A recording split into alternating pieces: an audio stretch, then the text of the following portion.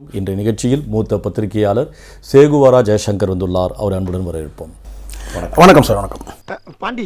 செய்யறத கொஞ்சம் செம்மையா செஞ்சு விட்டு. 2024 நாடாளுமன்ற தேர்தல். இந்த தேர்தல் களத்தில் பல கட்சிகள் போட்டியிடுறாங்க. தனித்துவமாக நிற்கக்கூடிய ஒரே கட்சி நாம் தமிழர் கட்சி தான். இப்ப நாம் தமிழர் கட்சியுடைய இந்த செயல்பாடு வாக்குகளா மாறுமா? நிச்சயமா மாறும். எப்படி? அதான் முதல்ல நானும் யோசிக்கிறேன். ஆனா எதுவும் வரமாட்டேன். 2021 சட்டமன்ற தேர்தலில் பெற்ற வாக்குகள் மையப்படுத்தி பார்க்கும்போது 2024 நாடாளுமன்ற தேர்தலில் சீமானுடைய வாக்குகள் அதிகரிக்கும்ன்றீங்க. அப்படி நான் சொல்ல மாட்டேன். இப்போ களத்துல சின்னம் இல்லை. ஆமா, சின்னம் விண்ணப்பிக்கிறதுல பார்த்தீங்கன்னா ஒரு கவனக்குறைவா இருந்திருக்காரு. மத்தியான தீபாவளி வேற, பக்கத்துல அதுல ரூம்ப போட்டு லைட்டா கொஞ்சம் போக்குவரத்துமா வேற இருந்துச்சு. சின்னம் பறிக்கப்பட்டதா, கோட்டை விடப்பட்டதா? கொள்ளையடிக்கப்பட்டது. எப்படி? அதாவது ஒரு சின்னம் குறித்த காலத்தில் விண்ணப்பிக்காதது பார்த்தீங்கன்னா அது ஒரு பிழை, குற்றம் இல்லை. உங்களுக்கு எல்லாம் ஒரே குழப்பமா இருக்குல்ல? ஆமா. எத்தனையோ அரசியல் கட்சி இருக்காங்க, ஆட்சி அதிகாரத்தில் இருக்கிறாங்க. அவங்களுடைய செயல்பாடு அணுகுமுறைகள் பார்க்கும்போது அவங்கலாம் பிஸியாக இருக்கிறாங்க. அவங்கலாம் தன்னுடைய சின்னத்தை எப்படி தக்க வைக்கணுன்ற அடிப்படையில் எல்லாரும் முயற்சி பண்ணுறாங்க. சீமானுக்கு ஒன்றுமே இல்லை, சும்மா தான் இருக்கிறாரு. திங்க வேண்டியது தூங்க வேண்டியது, தின்னுட்டு கோயில் மாடு மாதிரி திரியிறான். அப்படி இருக்கும்போது அதுக்கு ஒரு பொறுப்பாளரை நியமிச்சு அந்த சின்னம் நமக்கு வேணும்னு சொல்லிட்டு முறையிட்டு அதை பெறாம கோட்டை விட்டுட்டு பெரிய உத்தமபுத்திர மாதிரி அவரும் பேசுறாருன்னா நீங்களும் பேசுறீங்க. விண்ணப்பிக்கிறதுல பார்த்தீங்கன்னா ஒரு கவனக்குறைவா இருந்திருக்காரு. ஏன் நீங்க வார்த்தைகள் அப்படி போடுறீங்க? கோட்டை விட்டாருன்றதுக்கு ஏன் சொன்னோம்? கோட்டை பிடிப்பார், காத்துருங்க. கோட்டை பிடிப்பாரோ இல்லைன்னா கிழிப்பாரோ அது அப்புறம் விஷயம். சும்மா இருங்க, அவன் கூட பேசினா பதிலுக்கு பதில் பேசுவான். நான் என்ன கேட்கிறேன், சின்னத்தை விண்ணப்பிக்கணும். ஒரு கட்சியோட தலைவன் என்ன வேலை? அதோட பெரிய வேலை. நான் ரொம்ப பிஸி. நீங்க பசியோட இருக்கீங்களா? நான் வேணா போய் ஆப்பம் சுட்டாடு. சாட்டை துரைமுருகன் திருச்சி சூர்யா சிவாட்ட பேசுறாரு. நமக்கு டார்கெட் அவங்க கிடையாதுப்பா, விட்டுரு, நம்ம முழு டார்கெட் இவங்க தான் நமக்கு அப்படின்னு சொல்லிட்டாரு. யாருங்க? அரசியலா அது அப்படிதான் கிளைம் பண்ண முடியும். நீங்க நாங்க சின்னத்தை விட்டு யாராவது சொல்லுவாங்களா? எல்லாம் அரசியலா கிளைம் பண்ணது. அதுக்கு ஏங்க எங்களே போட்டு ஊருக்கு ஆக்குறீங்க? இந்த ஆடியோல அந்த வீடியோல வெளிப்படையா தெரியுது சீமானுக்கும் அண்ணாமலைக்கும் பாஜகவிற்கும் நெருங்கி தொடர்பு இருக்குன்னு வெளிப்படையா தெரியுது. அதே நேரத்தில் சீமான் போய் பித்தலாட்டம் பண்றாரு வெளிப்படையா தெரியுது. ஒன்னு சொல்லட்டுமா நானு? அது பொய்யா? இல்ல, ரெண்டு பொறுக்கிகள் பேசுறத என்கிட்ட கேட்காது. சீமான் அரசியல் பண்றாரு, சின்னம் கிடைக்கலன்னு சொல்லி அரசியல் பண்றாரு. ஏன் அரசியல் பண்றாருன்னா இதை வைத்துக்கொண்டு நாளைக்கு வாக்கு வங்கி எப்படியும் குறையும் போது இதை ஒரு காரணமா நம்ம சொல்லிடலாம். அதே நேரத்தில் சீமானுக்கும் பாஜகவிற்கும் தனிப்பட்ட டீலிங் இருக்கின்றது. அங்க சாட்டை துரைமுருகன் வெளிப்படையா சொல்றாரு. மனசை கஷ்டப்படுத்திட்டேன். இந்த வருஷம் 2020 நாசமா போனதுக்கு முழு காரணமே நீங்க பார்த்த. ஆமா, சீமான் சொல்றத வச்சு பேசலாம். நான் சொல்றேன். இப்போ சீமான் எதை வாய் திறந்து பேசுறாரோ அதுதான் உங்களுக்கு வாக்குமூலம். அதை வச்சு தான் நீங்க பேசுவீங்க இல்லையா? சீமான் சொல்லட்டும், எனக்கும் பிஜேபிக்கும் ஒரு டீலிங் இருக்கு அப்படின்னு நான் சொல்லட்டும். எவனா சொல்லுவானா? எப்படி வாய்ப்புள்ள ராஜா. சீமான் பேசுறது பேசலாம். சீமான் என்ன சொல்றாருன்னா, என் பிள்ளைங்க என் மையங்க 2 பேரும் ஆங்கில வழியில படிக்கிறாங்க. நான் அவமானப்படுறேன். பள்ளிக்கூடம் இல்ல படிக்க, என் பிள்ளைய தமிழ் படிக்க பள்ளிக்கூடம் இல்ல. வீட்டில் நாங்க பேசி என் பிள்ளைகளுக்கு தமிழ் கற்பிக்கிறோம். சீமானுடைய 2 பிள்ளைங்களுமே இங்கிலீஷ் மீடியத்துல தான் படிக்குதாமா. இங்கிலீஷ் ஆங்கில பள்ளிகள்ல தான் படிக்குது. தமிழ் இல்லங்கறா. இல்ல தமிழ் இல்ல. ஏன்டா அப்படி கத்துற? ஏன்டா புளுற? புடுக்கறந்த பண்ணி மாதிரி ஏன் அப்படி கத்துற? தமிழ் வழி கல்வி இருக்கு சார், ஆனா பெரும்பாலும் ஆங்கில வார்த்தைகள் பயன்படுத்துறாங்கன்னு சொல்ல வரேன். நான் கேட்ட கேள்வி புரியுதா உங்களுக்கு? புரியுது. தெரியாத மாதிரி நடிக்கிறான். நீங்க சொன்னது சீமான் சொல்தான் வேத வாக்குன்னு சொன்னீங்க. சீமான் சொன்னது அப்படியே சொல்றேன். தமிழ் வழி கல்வி தமிழகத்தில் இல்லைங்க, அதனால் என்னுடைய பிள்ளைகளை ஆங்கில பள்ளிக்கூடத்தில் படிக்க வைக்கிறேன்னு சொல்றாரு. இருக்கு. இப்போ என்ன? இப்போ நானும் கேட்கிறேன் உங்ககிட்ட.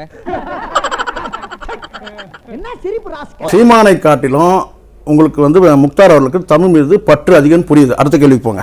செஞ்சு போட்டு எப்படி சமாளிக்கிறான் பாரு. மேடை சீமான் சொன்னாரு தமிழ் தான் மூச்சு, தமிழ் தான் பேசினாரு. இப்போ மற்ற கட்சி தலைவர்கிட்ட இந்த கேள்வி கேட்க போறது உங்களுக்கு என்ன சிக்கல்? இப்போ சீமான் மகன் ஆங்கிலம் படிக்கிறது உங்களுக்கு சிக்கலா? ஆமா, சிக்கல் தான்.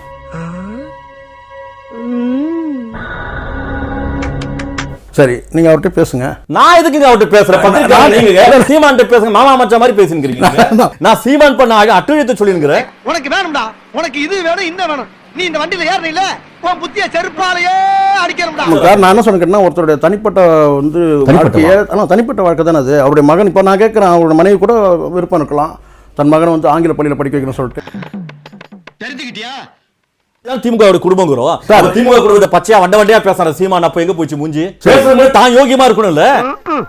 அது எங்க இருக்கு? சரி அடுத்த கட்டம் போங்க. அடுத்த கட்டம் போங்க.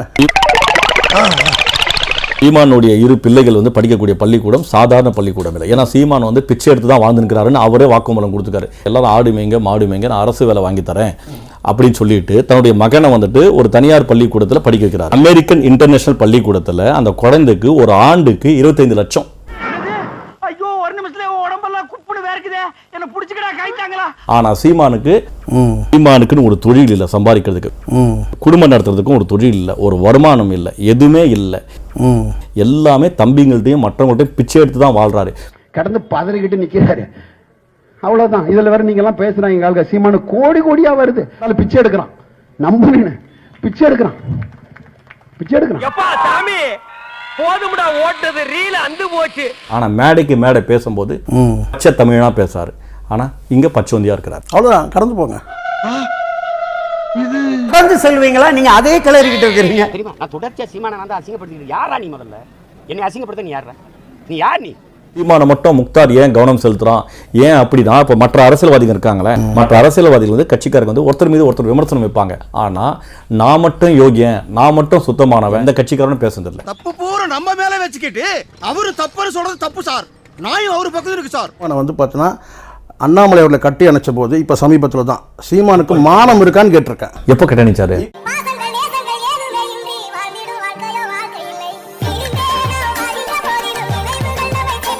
துரைசாமி அவருடைய மகன் அந்த சீமான் போனாரு, அந்த துக்கம் விசாரிக்க போனாரு. எப்படி சந்திச்சு? அங்கே ஒரு மணி நேரம் காத்திருந்தாரு. யாருக்காக? அண்ணாமலைக்காக. அவர் வந்து கட்டி அணைச்சாரு. எதுக்கான்னு கேட்கிறேன் நான். அந்த கட்டி அணைப்பு எதுக்கு? துக்க நிகழ்ச்சி அது. ஆமா, திருமண நிகழ்ச்சி கிடையாது. அட தற்கூரி நாயங்களா, ஏன்டா இந்த மாதிரி அநியாயம் பண்றீங்க? வந்து பார்த்தீங்கன்னா இவர் கட்டி அணைச்சாரு. அது நான் என்ன சொல்றேன்னா, ஏன்னா 24 வந்து கட்சியே இருக்காது சொன்னால வந்து நீங்க எப்படி கட்டி அணைச்சிங்க? சீமானுக்கு மானம் இருக்கான்னு கேட்ட ஒரே ஆள் தான். என் மயிரை கூட புண்களை யாரும் இதுவரையிலும். தமிழ் தம்பி பெரும்பான்மையான தம்பிகள் வந்து வரவேற்பு கொடுத்தாங்க. நான் சொல்றது தமிழ் தேசிய நேசிக்கூடிய தம்பிகள் ஒரு பக்கம், இன்னொரு தம்பிகள் வந்து பார்த்தீங்கன்னா சீமான் மேலே பற்றுள்ள தம்பிகள் வந்து பார்த்தீங்கன்னா பிதாமகன் விக்ரம் மாதிரி இன்னொரு குரூப் இருக்குது அதுலேயே. சரிங்களா? அவன் வந்து பார்த்தீங்கன்னா சேதுபடுத்துகிற விக்ரமில் அந்த மாதிரி இருக்கிறானுங்க. இவனெல்லாம் வச்சுட்டு ஒரு கட்சி நடத்தும் போது பார்த்தீங்கன்னா தலைவர் அப்படி தான் மாற்றி தான் பேசுவார். அவர் வண்டி ஓட்டணுமா இல்லையா? ஒன்று குடித்தாங்கய்யா. வாரிசு அரசுல நான் கடுமையாக எதிர்க்கிறேன். வாரிசு வந்து ஒரு அயோக்கியத்தனம். உன் புள்ளைய தூக்கி உட்காரிப்பியா? எவன் போய் விட்டு கேட்டான்? இல்லை, வாரிசு அரசு தான். அதையும் கூட நம்ம கடுமையாக பேசியிருக்கோம் சார், விமர்சனம் பண்ணியிருக்கிறோம். ஒரு பத்திரிகையாளராக விமர்சனம் பண்ணியிருக்கிறோம். இது நாம் தெலுங்கர் கட்சியாக மாறிடும். ஏன் நாம் தெலுங்கர்? கயல்வி கிட்ட போனால் நாம் தெலுங்கர் கட்சியாகும்.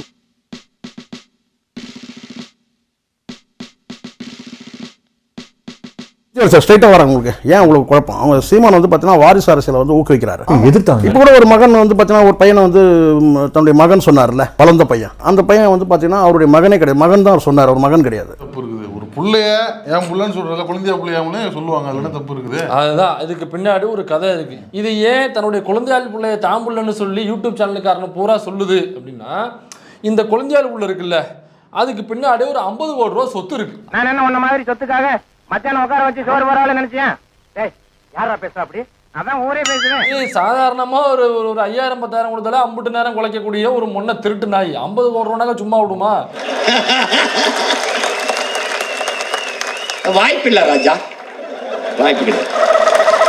இப்போ என்னன்னாக்கா, இது ஏன் புள்ள மாதிரி நான் வளர்த்துக்கிட்டு இருக்கேன், குழந்தையா புள்ள ஏன் புள்ள மாதிரி நான் வளர்த்துக்கிட்டு இருக்கேன் அப்படின்னு ஊர் முழுக்க சொல்லணும். எனக்கு அப்பங்காரன் வந்து சண்டை போட்டானாக்கா 50 கோடி ரூபா இல்லை, இப்போ ஊரில் 10 லட்ச ரூபா 15 லட்ச ரூபா காசு கொடுத்து யூடியூப் சேனல்லாம் வர வச்சு பொங்கலுக்கு நாங்கள் தேங்காய் உடைக்கிறோம், தேங்காய் பொறுக்கிறோம், பாருங்க என் புள்ள நானும் என் பிள்ளையும் அப்பம் புள்ள மாதிரி பழகிட்டு இருக்கோம், பேசிக்கிட்டு இருக்கோம் அப்படிங்கிறதுக்காக ஊர் முழுக்க தமிழ் அடிச்சிட்டு இருக்கு. எதுக்காக இதெல்லாம் சொல்றாங்க புரிஞ்சுக்க முடியல முக்தார்.